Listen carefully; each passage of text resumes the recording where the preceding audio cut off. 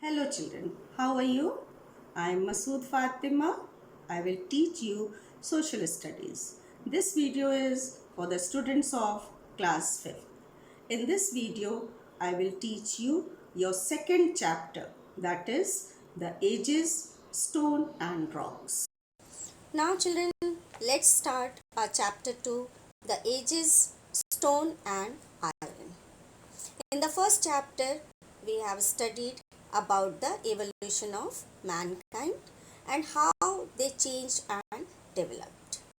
Their lifestyle also modified gradually, and during that period, stone was the only metal used, you know that. But we all know that progress is the nature of mankind. You can see today the extent of human progress. Today, man has reached to the sky from ground. Now, children, to make you understand easily how man who used stone started using other metals too. Stone Age is categorized into 4 stone ages on the basis of the implements, means tools used by the early humans in different periods. So they are Paleolithic Age or Old Stone Age. Number 2 is Mesolithic Age or Middle Stone Age. Number 3 is Neolithic Age or New Stone Age. Chalcolithic Age or Copper Stone Age. Children, to remember these terms, you have to pronounce these words correctly as they are Greek words. Now I will begin from the first age, that is Paleolithic Age or Old Stone Age. As I told you, all the terms are in ancient Greek. So the word paleo means, it's a Greek word paleo, it means old, and lithos means stone. Paleolithic Age was the old stone age that extended for the longest span of 490,000 years. Just imagine. You know, this was the age when evolution was in progress. This age includes from Homo habilis to Java men and Peking men.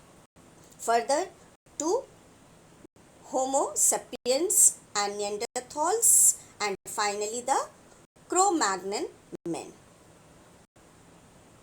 The basic features of the Old Stone Age can be described under these headings.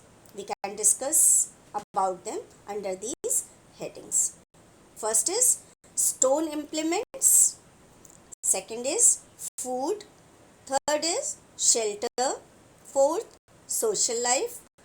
Fifth, clothing. Sixth, speech ability.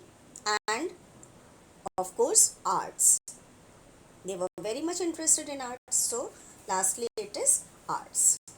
Now, so let's discuss about stone implements. Stone implements means stone tools. As I told you that the earliest tools means the tools made by Homo habilis were rough, simple, unpolished and big because they were made of rough rock. But as time passed, they learned to make tools from flint stones because it was easy for them to give desired shape. They made tools according to the demand of their needs or requirements. So, and they made choppers, hand axe, cleavers, hammers, etc. and used them for digging, hunting and cutting trees. So now you can underline or write in your copy the names of the tools and their uses. Next comes the food. Okay, they wandered in search of food. You know that. They did not know how to produce food.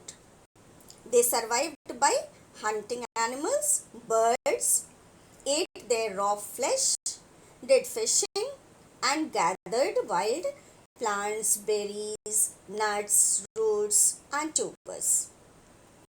They were called hunter-gatherers.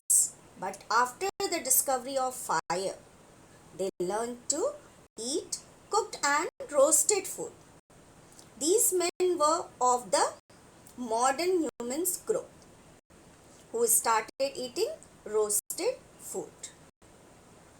The discovery of fire, as I have told you in the first chapter, was the greatest achievement which brought a great revolution in their, or proved to be the a turning point in their life. So they gradually learned to lit their caves with fire to protect themselves from intense cold, and further they started using it for the artificial lights for paintings also. Next comes your shelter part. Now they lived in caves and rock shelters. Early humans means Homo habilis.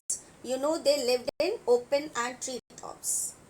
Then modern humans, they realized that the caves were the best suited against wild animals and harsh climatic conditions.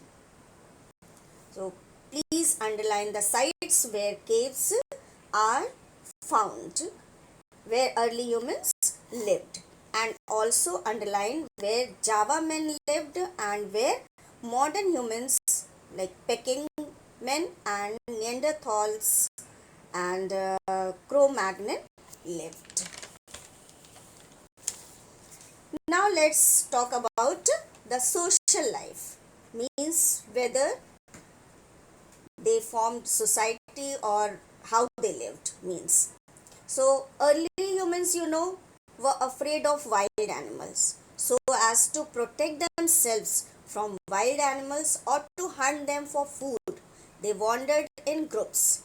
They realized the importance of togetherness, means from the very beginning, the early humans knew unknowingly that unity is strength. Like we have the head of a family, they also had a chief member in their family. Then next is the clothing.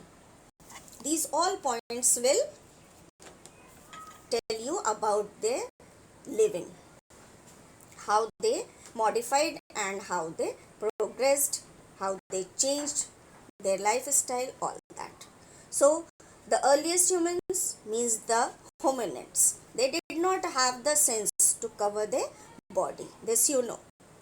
Just to protect themselves from intense cold or rain, they covered themselves with the skin of animals, leaf, etc. But the modern humans, as their brain developed, they use the skin of animals as their clothes and even stitch them with bone needles. And next comes your speech ability. Speech, so I have told you that in the first chapter that Homo habilis, they used to growl like gorillas. Later, the modern humans came out with the developed power of speech, and the most important comes the art.